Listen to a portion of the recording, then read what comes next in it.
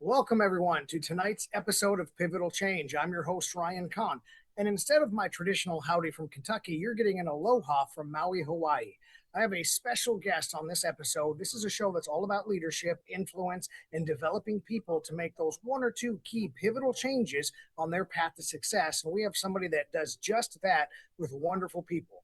In just a moment, I'd like to introduce you to Jasmine Davis, and we're going to be talking about conversations that really just change everything. She's got an incredible background. She is a full-time entrepreneur. She is a public speaker. She is the founder and CEO of Pretty Talk LLC. She really engages in having crucial conversations that are committed to cultivating brave conversations with people centered on character and leadership. If you know anything about this show, that is a ton of what we're talking about. She does it especially for young women, and she's got a background by being a graduate from the Ohio State University and Boston University with a career in juvenile justice and administration. That's something that I believe has really ignited her passion, but we're going to ask her specifically about that in just a moment. Jasmine, welcome to the show. Hi, Ryan. Thank you so much. And I really love how you said pretty talk. That just made me smile. Thank you. Sometimes from Kentucky, we say our words a little different, but I love it. it's fun stuff. So, Jasmine, I want to jump in with maybe a little bold question real quick and then start developing a little bit about your background. But, this is a world, a lot of first impressions. It's a world of where people cast judgments, both positive and negatively, and a lot of different things. If someone were to meet you and have a discussion in the first 5 minutes, what would they learn about you and what might they get wrong in that discussion? Ooh, that is such a good question. I think they would learn that I am not afraid to tackle uncomfortable conversations. I might, depending on who I'm talking to, right? I have to assess who I'm talking to and know, hey, how should I bring this up? When? I might even be a little shy, again, who it is, but I'm not afraid to tackle those uncomfortable conversations. And I think that that has really helped me in the development of Pretty Talk and understanding what it is that I want to do. I love the shock factor on people's faces when young people look at me, when adults look at me like, oh, she didn't just bring that up. I did, because I think it is critical that we make space for things that most people are only thinking in their head, but they need to say out of their mouth. So. I really like that. We make space for what people are thinking in their head, but really need it to come out of their mouth. I think that's Mhm. an important part because there's so much that people just leave left unsaid. And we've had a lot of those conversations in our family and our business, but you have a specialty in it. So outside of titles, because I mean, you're a CEO, you're a public speaker, you're a founder. What are the personal values that you're most protective of that lead you down this path of doing what you do? Yeah, so my personal values absolutely are honesty. I think that we should always be striving to tell people the truth, no matter what. If it's going to impact us, if it's going to make us, there we go, uncomfortable, if it's going to challenge us ourselves, honesty is huge because I'm a really big proponent of that is what's going to actually get you to where you want to be. So I could go on and on about that and really dive in, but honesty, I think the next thing for me is family, and recognizing this is something in juvenile justice that we really, really we're starting to craft. And develop as I was actually exiting to start Pretty Talk. But the fact that family is not just your blood, right? For a lot of, especially young people, since that was the area I was coming out of in juvenile justice administration, it looks different, right? Our core family, our parents may not be the ones who we consider our family. And so for me, when I say that's a value, it is because I think that you have to be flexible enough and open-minded enough to realize that family comes in all shapes and sizes for different people. And we have to really make sure that we give space for that, because I think that family is the foundation of helping people to develop and to grow, whether you're an adult or a child. So honesty, and family are definitely two pillars of who I am just as a person. I love that so much, and I really like your emphasis on family. It's not just your blood. There's great scriptures about people that become closer than brothers that are not family. We've taken people into our home that are not family, and now have become family. And so, the blood, and I think that's really important. And honesty is what curates those relationships. So I think your pillars are absolutely fantastic, and I think you're a rare person to be able to see that and stick with it. So now you had mentioned previously, and knowing a little bit about you, that your purpose is really in serving community and improving systems and things like that, of course, through juvenile justice, as you mentioned, and stuff like that. Where did that ultimately come from? Like, what made you want to start doing that? And is there anybody that first molded you into getting along that path? Yeah, well, I always take every opportunity, let's go back to family, to bring up my amazing parental unit, Morris and Sharon Davis Jr. I will always call them out because they are absolutely the pillars of who I am today. My father is now resting well, and I'm so happy for him in that. But it's sad on this side, because I wish he was able to see all the development that is happening as a result of him. And I say that because you would not necessarily look at me and think, oh, she had a lot of trouble when she was growing up, but I absolutely did. I could not make it in the traditional public school setting. My brain was so advanced, where my peers were, and then I was bullied, and when I realized that I could use my height and my weight to make sure people didn't mess with me, I became the bully. And I always tell young people that, because I'm like, I know both sides. And for me, it really shaped how I not only see young people, how I not only handle young people, but then also how I develop Pretty Talk to actually make a difference and an impact in their lives. Most especially, I always got in fights at school, and people would be like, what? And I did, and it was just like, I'll get you before you get me, or, anything like that. I did not like people bullying me. That was a big, big thing. And I remember I got all the way through, almost through all of elementary, before my mom realized we got to switch the system because it's not serving her.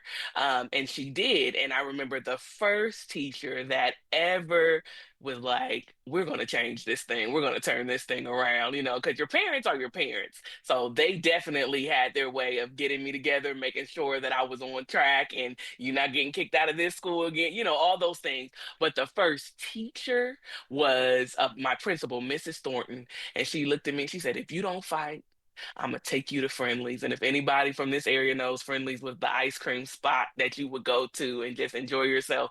And she incentivized me so much, but it wasn't just the incentivizing.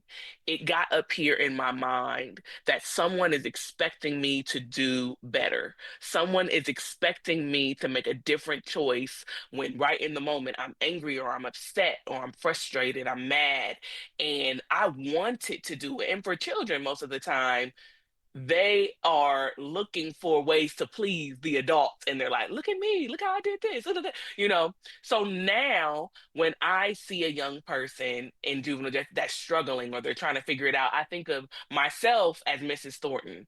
How can I encourage them and incentivize them that, yep, you might make a fumble, you might mess up here, but we're going to keep going, and I'm going to keep incentivizing you. And that's not just monetary things, right, but praise, the reminders that they are capable and able, and all of those things. Like, it's such an impact because it did for me. And that her what do I say? Her investment in me. There we go. Her investment in me. It trickled all the way through the rest of high school. It really impacted the way that I saw myself and I saw how I integrated with other people. And so that really, really has impacted how I show up in the work that I do today. Is because an adult made an investment in me. And that's also why I not only want to pour into the adults, but I want or into the young people, but I want the adults that are pouring into them to realize that how you show up for them, it actually matters. Because when they're far removed from elementary and middle school, like I am right now, they will never forget Mrs. Thornton. They'll never forget her. So I they'll love never forget you. I love that. I think you're sending such a powerful message on how much it is to model good behavior, to be a mentor, and like you said, invest in people, incentivize them in the right way. Just dingling the money is not always an incentive, but sometimes somebody just knowing that there is something better expected out of them is an Mhm. incredibly powerful incentive. I once had an athlete of mine come up to me like out of the blue, and this person's kind of a cold stone, not a lot of emotions, and just said, I've never had someone believe in me the way you believe in me, and I just want to thank you Mm, for that because it made me change. And they described their path, so that was very yeah. interesting. Let me do one more quick question before we go into the break. So, and if you include some of your early juvenile justice administration, and what did that environment teach you, and also ultimately lead you to make the statement, "I am building Pretty Talk LLC," and what did you have to do to take that risk? Yeah, absolutely. So, what it taught me was that youth are youth. And I'm going to explain that, right? Because that sounds so simplistic, but it really is. The young people that are in the juvenile justice system, they are children. They are not adults. If you look at the science behind things, if you really understand, their brains aren't even completely developed. And the reality is that a lot of them had things that were out of their control that were a part of their delays, were a part of their setbacks, right? Mentally, emotionally, right? Academically. And so when you see these behaviors, yes, we have to address them, but I think it's also important. And I'm so grateful for my time in the field because it led me to see that, hey, there's something else behind this. What do we really need to be tackling Can I and jump not in real just, quick? yeah. So you just made a really big point that I want to kind of stick a pin in and emphasize that you said the youth are youth, and we said that a little jokingly, but they're different. There's science, there's brain chemistry, there's different things about youth, and so we need to draw a line in the sand saying that they have to be dealt differently than fully developed adults. And so I want to explore a little bit of that here in just a second after the break. But for now, we're going to jump to a commercial break. Everyone, stay tuned for more Jasmine and more pivotal change right after this.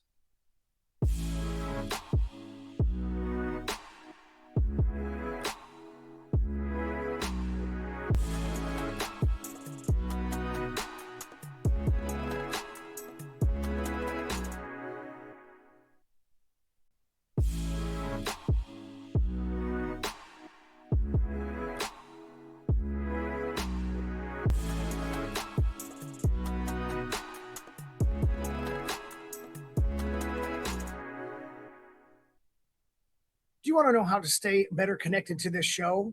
Well, you can really easily by going to Now Media TV and watching all of your favorite programming. You can get it live or on demand. It's anytime you want. You just download it from Now Media TV app. You can get it on Roku, on iOS, and you can unlock the nonstop bilingual programming in English and Spanish. You get everything from culture to business to leadership like this. So catch the podcast version as well at nowmedia.tv.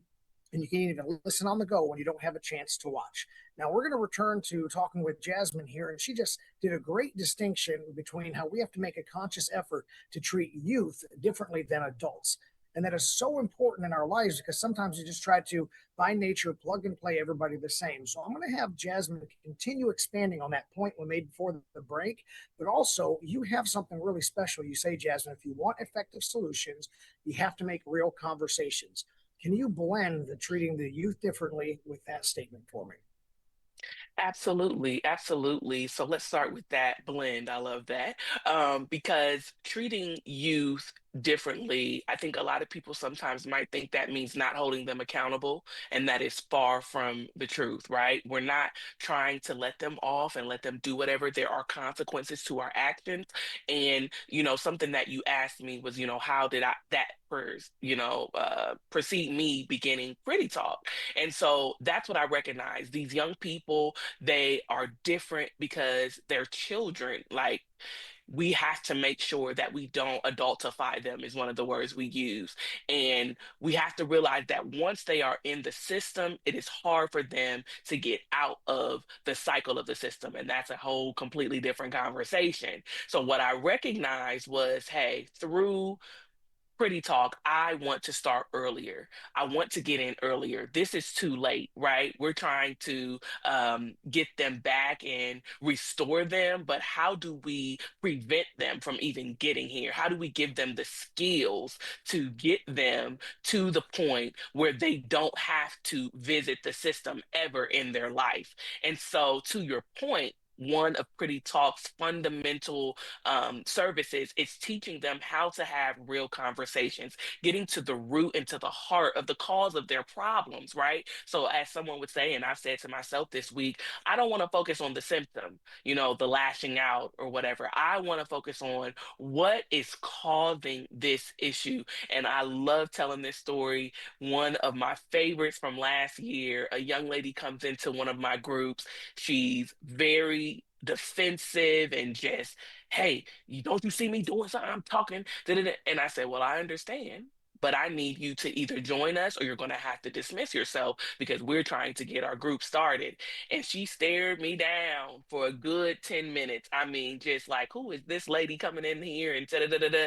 And by the end, I did a complete reward ceremony for my girls in that group. And I said, who's the most improved? And they all, without hesitation, said this young lady's name. And she smiled, I smiled, we laughed. And I realized in that moment, had I given her the same energy she gave me when she first walked into the group, she would not have benefited from what Pretty Talk could offer her. I would not have benefited from growing as a leader in this space. And we both would have suffered, right, as a result. And so teaching people how to have conversations even though they're uncomfortable, but how to get to the heart of the truth of whatever their issue is, that is what is going to make all the difference. That is fantastic, and it's something that you made seem so organic in the way you were telling your story. Obviously, you're incredibly practiced and expert at this. So, when you're walking into a tense room, some type of school, workplace, or community event, whatever it is, what's the first thing you do to help lower defenses again without lowering standards? Because we do need to and want to hold them accountable. Absolutely. Immediately, I introduce myself. I think sometimes we forget that it's such a simple thing because we come into a space and we're like, I have a goal, I have something I have to get done, right? But when you are actually trying to lower defenses with people and you want people to feel comfortable and you want to develop relationship, you literally have to let them see that you are a person. You're not just, I love how you said earlier, a title, right? It's even odd for me, even now, it just popped up on the screen, founder and CEO. I'm like, I'm Jasmine, right? I am just so chill. If I wish I was in Maui with you, like I am just wanting people to just relax and be comfortable because as people relax and are comfortable, then you can start opening up conversation where they're like, okay, this is a safe space, right? And I shared it in a different interview, but I like to say curating and cultivating brave conversations because sometimes we equate safety with nothing that's going to harm you or that's going to challenge you. No, I want you to be brave because I'm already going to let you know that you're safe. So now that we're in this conversation, let's be brave, let's be bold, and tackle these discussions the way that we need to. That's really fantastic. I like that a lot. And in my line of work, I think we say a lot of the same things. We call them courageous conversations, brave conversations. I think we're trying to get to the same point. So let me tell you, we're talking about this real talk, and you have something that you call the real talk method, and it's REAL, and they each got something that it stands for. What problem does that solve, and how would somebody apply it? If you're going to give us in under 5 minutes, how would we get all of that that shot and applied? Yeah, absolutely. So the Real Talk method, it was actually designed to help adults that are engaging with young people, right? So this was designed because many times adults struggle, right? If you're a parent and you're dealing, a lot of times you're looking at them like, these children are getting on my nerves, I'm tired, I need a break, blah, blah, blah. Like you have that. If you're a teacher, you are just exhausted. I give it up to full-time teachers. I just cannot imagine all day, every day, And I just am like, oh my goodness. So I understand when they're just exhausted and exasperated and they're like, hey, I need a minute, right? So there are times when it's hard to bridge those gaps in perspectives because of age, because of thought processes being different. And so I would encourage an adult, right, that's struggling to make a connection with a young person, right, to consider your behavior when you were younger, right? To consider how you tried to stay distant or how you were uninterested, right, at certain times in your life. And then think about how can I proactively take responsibility to help them to avoid the same patterns that I did, right? And that's going to require that you're a little vulnerable. You have to tell them, oh, I messed up. I remember when I told some young people, I said, oh, I got expelled. They were like, not you. Not, and I'm like, yeah, and it's like that little thing. It's not to just air out stuff and to just, be like, hey, I want you to see how bad I was. Like, no, that is to let them know that, hey, I've been here too. I've made mistakes too. And you can be where you want to be if you decide to make different choices that are going to help you get along, in a better space that you want in your life. So, it's just really exciting for me when adults take interest in wanting to know how I can be better at talking to young people because I think that it's missing in so many spaces. I can agree with that a lot. I see a lot of adults trying to connect and maybe not having the tools to do it. They think they're doing something good. Do you have any type of like a formula? Is there like any like 2 or 3 part formula? Like, how do I tell someone the truth and keep them engaged and don't let them shut down or even give them permission to make all the same mistakes I made? Yeah, absolutely. So I think the first thing is I tackle the mindset, right? Your mindset, you have to go in knowing like I'm going to make a difference. And I know a lot of people, especially coming out of the field of juvenile justice, and I have to like take a moment and make sure I don't get too excited and on my soapbox here. There are so many people in that field that need to get out of the field because they do not have that mindset, that growth mindset for these babies. Like we are here to help them get out of this, right? So look, let me get off that soapbox, Ryan.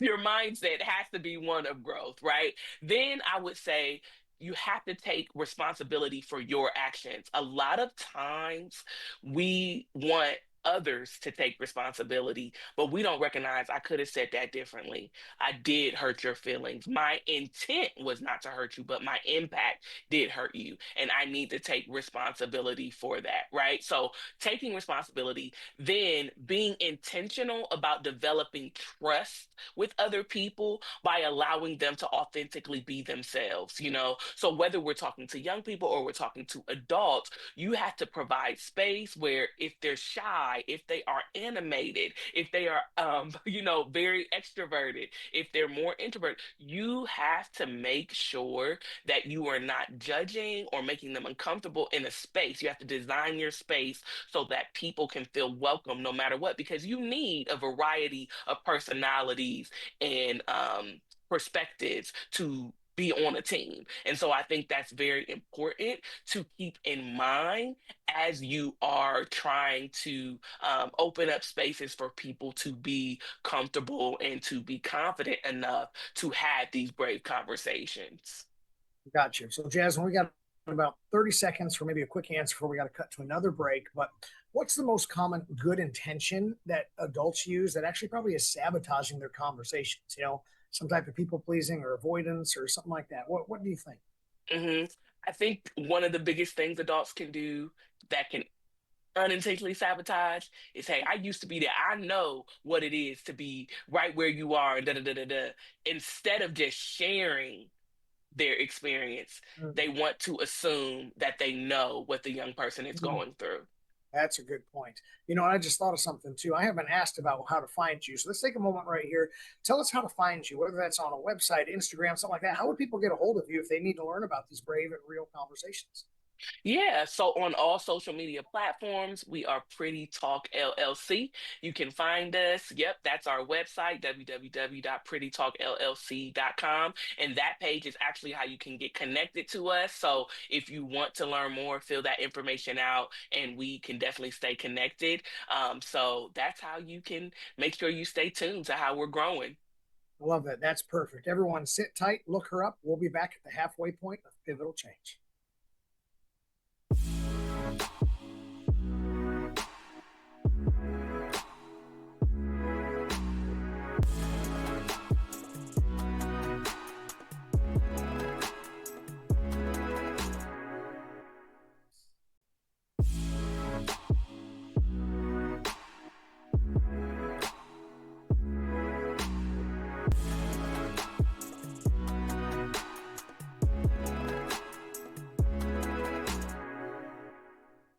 We are still rocking and rolling here on Pivotal Change with Jasmine Davis of Pretty Talk LLC. And we are having some incredible highlights so far about treating youth differently, about how not to sabotage your own conversations with them, and how to build trust for real conversations. So, Jasmine, my question opening up on this second half of the episode is this: when an organization calls you, what are you doing? How do you first diagnose the real communication problem, whether it's cultural breakdown, leadership consistency, some type of conflict avoidance, damage to trust, whatever it may be? How do you diagnose that and move forward from the beginning? Absolutely. Yeah. So the introduction meeting is all about diagnosing, right, with the leader. So what is it? What's happening? And to your point, all of the different things you just named, right?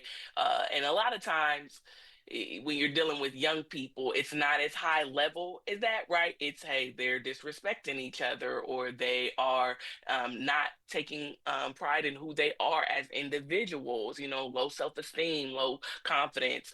And so it really just depends on where the organization is and what their need is, because especially when you're having brave conversations, it can be so broad. So I always try to say, what is it that you need? What's your greatest need here? And then most times it is the lack of effective communication. And so I always try to make sure, okay, do we have to work on these interpersonal skills where people are understanding how to deal with conflict with one another? Right. I love the opportunity to observe group dynamics, but you know how that is. Most of the time, when someone's coming in, people want to put on their best behavior. So I would love to do, that when they used to have undercover boss with the group, and you just come in and they have no clue who you are. I would love to do that with groups because I think that's so important. And then it would be to follow up with the leaders and make sure that we're aligned on observations and what we want the outcomes to be. I I like that a lot. That I think that's a really good way to start diagnosing the leader. I think most people say, "Hey, come fix my organization, come fix my people," and the leaders don't realize the first thing that you have to fix is the leader. At least make some tweaks or some changes. So when you get into an organization and you start having your work and you get to work with them, how do you know that this stuff took? Like it actually sunk in? Are there any signals that you look for, like in the leaders or the youth, of course, like any type of behaviors you can point out, or some type of follow through systems, conflict recovery, any type of boost in confidence that you're saying, I can tell we're having an impact? Absolutely. So I think the biggest indicators are your social environment. And I say that because a lot of places deal with retention and not being able to keep people to stay in their roles, especially now after COVID. I mean, it seems like, and the word is escaping my brain right now, but it seems like that revolving door, it just keeps going and going. People are constantly leaving positions, and I'm just like, attrition. I think that's it. That's it, That's church. Yeah. Thank you, Ryan. Because I'm like, oh man. But then when I step back and I look sometimes, even if I'm not even hired or offered, I'm like, did they not catch that behavior? Did they not pay attention to that behavior? They were already giving you signs that they were exhausted, that they were tired, that they did not want to be there, that they did not feel like they were being used to their maximum capacity, or even to things that sometimes you can't control, like they weren't being paid enough or things like that. A lot of people are already giving signs. And so I think it's important that we pay attention to what people are saying without saying it so that we can be tapped in. And again, that goes back to leaders needing to be in tune with their people. And so, with that, I think that social environment, but also who do you have on your team? Do you have people on your team that you allow to tell you the truth, whether you like it or not? And I know with a lot of leaders, especially as you continue to develop and you get better and better and higher in what you do, right? It's harder for you to hear someone say, your idea is not good. Or this idea is not serving people. And sometimes it can come off offensive, but that's why we give you the skills and we teach you how to say it without being offensive. Now, if someone's going to be offended, there's really nothing you can do with that, right? But you can do your very best to make sure that you are not offending. So, I like that a lot. I really like, you're going to be your authentic self, do your best not to offend other people, but sometimes being offended is on the other person. They're just going to be offended. And, I think that's really important too, that you said, surround yourself with the right people kind of in your own words. A very powerful leader that says, if you think you're just going to be a person around me that's just a yes man and just tells me what I want to hear all the time, you will not be around me very long. I need people that are going to tell me the yeah. truth, whether I like it or not. And so him to be able to put himself in that situation is pretty great. So talking about maybe generational gaps here, especially in the juvenile justice system or just people that want to work with juveniles in general, is there any type of like major one that you see this just keeps coming up in this generational disconnect? How do you bridge that with people not blaming either side? All these young people are the worst generation yet. The young people saying all these boomers or these old people they don't understand.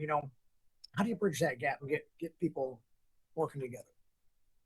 Yeah, absolutely, Ryan. I love this question. And I would literally keep it to you have to find common ground. The generations are so different. They are just so different.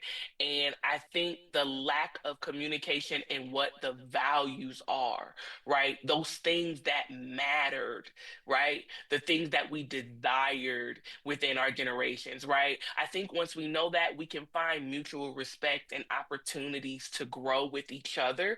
So I'll give you a great example. My mother is a baby boomer, and I am a millennial. I was born at the end of the train, okay? I was the last one to the bunch. And it's so interesting when we're communicating how much I have to remind my mom, I can't read your mind. You have to tell me what it is that you need or that you want. And sometimes she would, okay.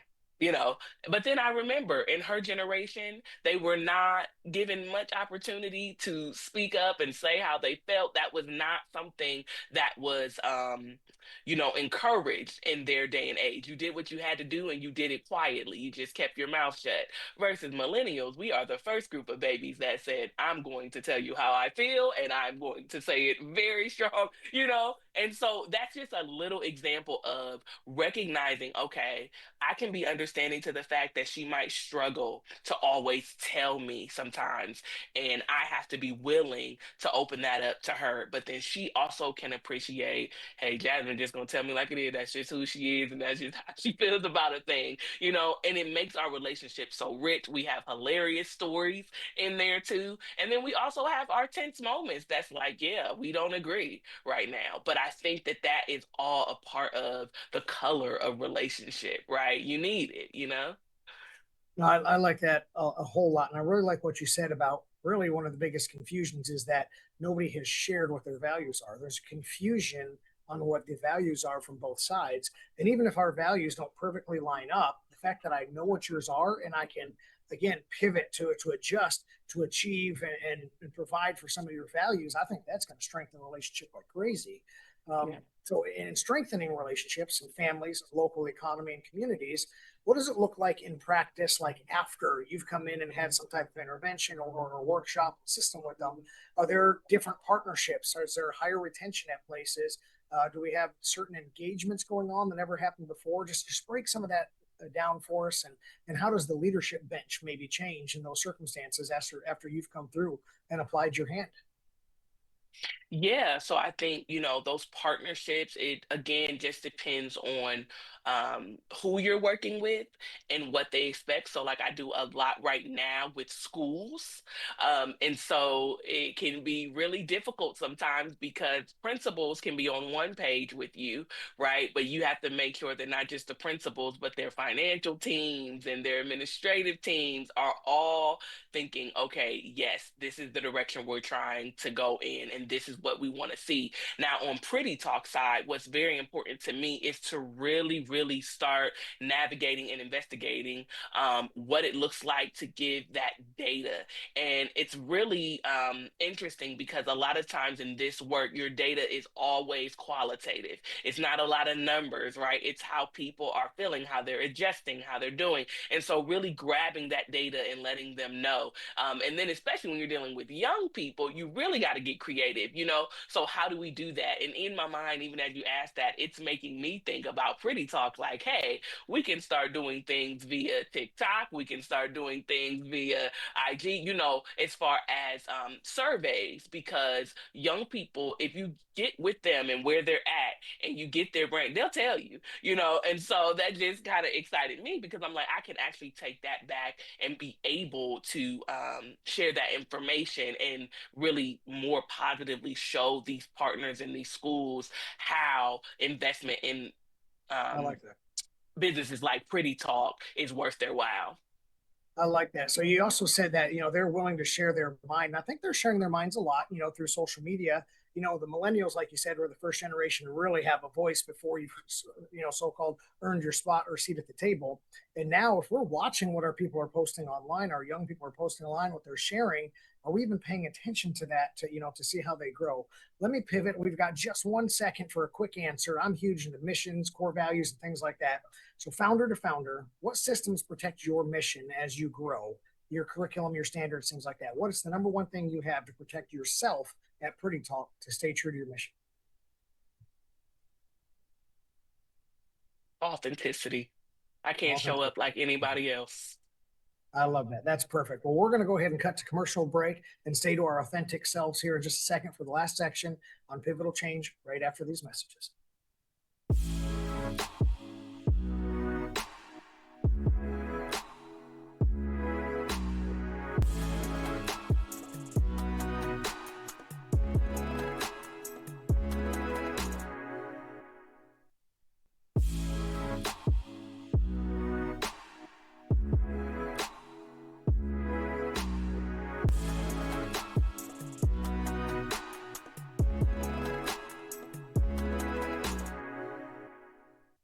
I know you like what you're watching. And if you want more shows just like this one, more episodes just like this, go to nowmedia.tv. You can get us live or on demand by typing in Now Media TV. You can download the app on Roku or iOS. You can even get the podcast for Now Media TV if you just want to listen and you can't watch for some reason, like you're on a long flight or road trip. So stick with us on Now Media all the time to get all of your favorite news, culture, and leadership.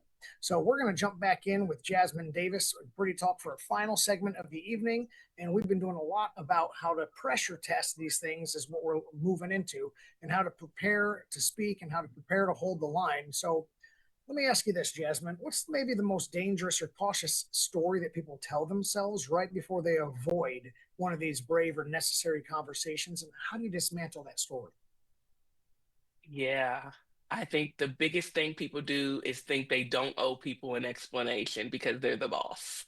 I think that a lot of times when we're in leadership positions, we forget that we're dealing with adult learners. Adult learners are not children, right? So you have to, again, like I said earlier, you have to be very mindful of what audience you're talking to. If I'm talking to children, then yes, there may be a space where it's like, hey, I'm just asking you to do this. We can talk about about it later. I need you to do it now. When you're dealing with adults, right? They need to understand why you're asking them to do something, right? It's science. And I don't have time to take you through that, but it really is. And so I think it's very important. And I think a way to make sure that you don't do that is understand and acknowledge not just that you're dealing with adult learners specifically, but that recognizing they want to know where they're headed, right? What is expected of them? What's the direction they're going, right? It provides a structure, right? And that goes back to young people too, right? They really appreciate structure, right? Guidelines, guardrails, those safety nets that help them to kind of stay within the lines. And I think for children, it's different because they don't necessarily know what it is that they're Right. staying away from. But for adults, it's the same, but it's different because they have made mistakes before and they do not want to make those same mistakes again. So leaders, it's really important that we provide that and don't just kind of have that machoism of I don't have to tell you because I'm the boss. No, I like that a lot. Simon Sinek goes in and says explaining the why. It's a power incentive, right? So you can Yeah, incentivize people just by explaining why we're doing this and getting mission and vision alignment, which is something I'm huge into as well. And so I think yeah. you're really hitting the nail on the head for you can do a lot of avoidance of all of these problems just by taking an extra 30 seconds to explain a why, an extra 30 seconds to show how it supports the mission and their goals and their values ultimately. And yeah, the whole "I'm the boss, do what I say." I think that stuff died in the 1950s. So let's do something real quick. Let's say you're getting ready to have one of these conversations. Okay, you probably have some type of checklist that you tell people to walk through. You walk through in your head. Give me a 30-second rundown. What's that checklist to prep yourself for a conversation? hmm Immediately, what is it that I desire? Right? Is it possible in this current climate? And be honest with yourself, right? Because I can have a desire and be very clear that this is not about to happen. And then if it is possible, what needs to be a part of the conversation? What questions do I need to ask, right? Whether they be hard or they're just simple. And then I would say, if you want the effective outcomes before you open your mouth, remember to use I statements so that you are also making sure that you're being honest and respectful while not, sugarcoating, so that they can know that you're not antagonizing them or you're not attacking them, but that you are simply just giving them the best of your thoughts and your perspective. I think that what you just said about there's the whole I versus you statements thing, and you can go down a whole path with that one.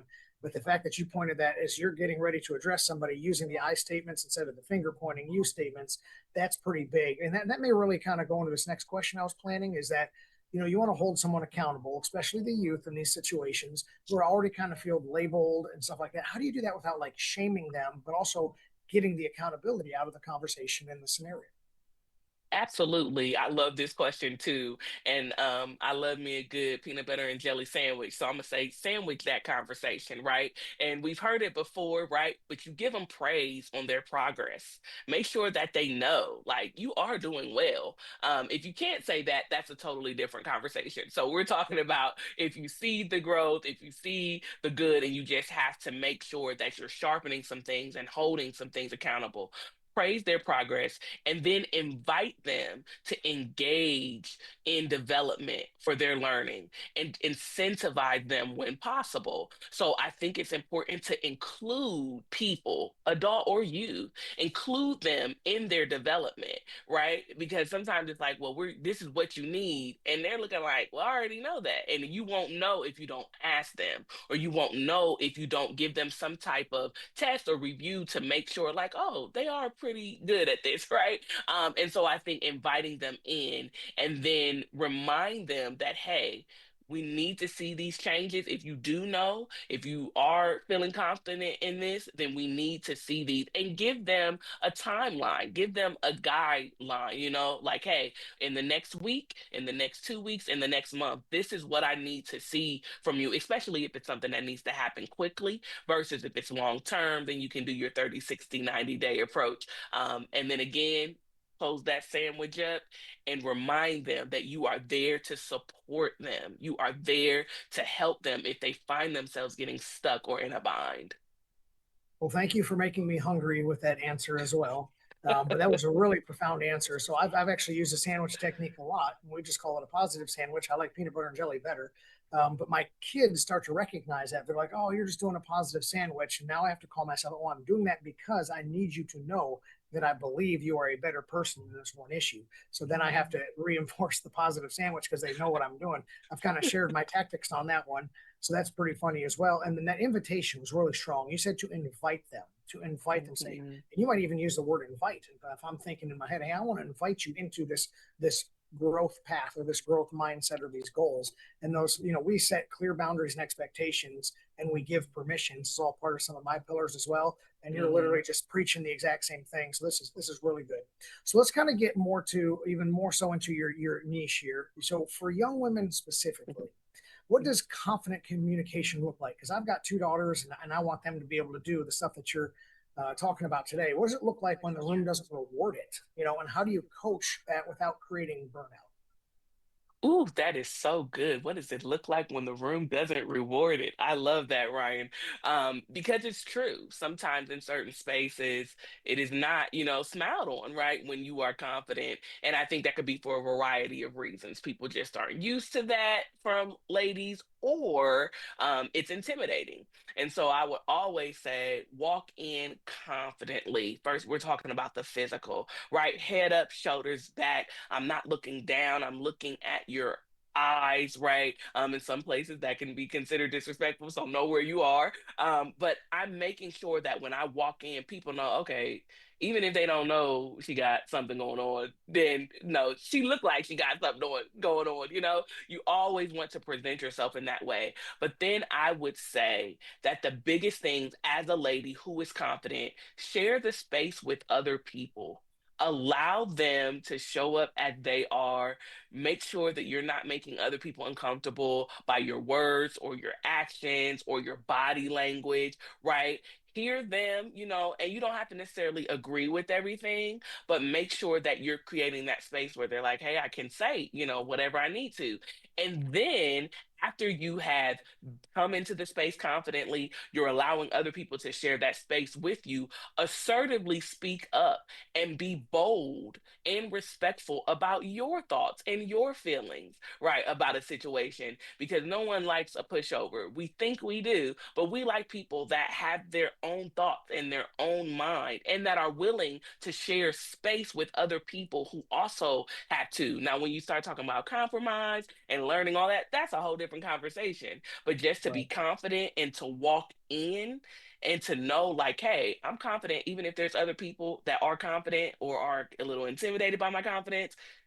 It doesn't matter. You Well, I just want to show up jump as in you. on that statement you said about inviting people in to share that space. If you are confident, if you are articulate, if you have the right body posture, you know how to enter a room and you intimidate somebody at first, knowing how to read the room and then invite people in that space. I think that's an incredible tip that all the women listening today could write down and do that. Anybody could do that, but specifically young women who are trying to cross maybe some boundaries there. So last question, we need a real quick answer on this one because I want my audience to write something down. If you could just magically implant one communication skill into every workplace, every school, every juvenile system tomorrow, what would it change and what outcome? Why would it change an outcome immediately? I would say how to communicate when you're offended.